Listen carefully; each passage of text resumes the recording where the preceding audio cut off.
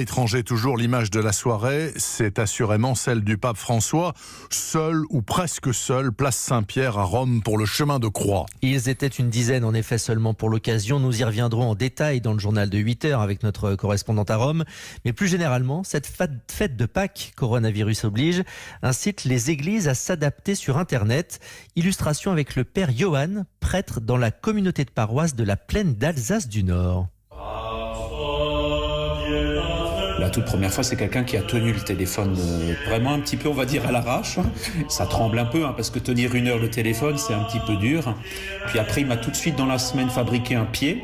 Comme ça, il n'avait plus besoin d'être là. Moi, j'avais juste à enclencher le direct et puis à commencer la messe. Je me sens pas du tout seul. Ce qui peut peut-être manquer, c'est que eux, au moins les paroissiens me voient, alors que moi, je ne les vois pas. Ils me disent très bien, ils préfèrent suivre par ce moyen que de regarder la télé, parce qu'ils ne les connaissent pas, ces prêtres-là. Donc là, on le connaît, c'est notre curé, donc les gens sont beaucoup plus touchés.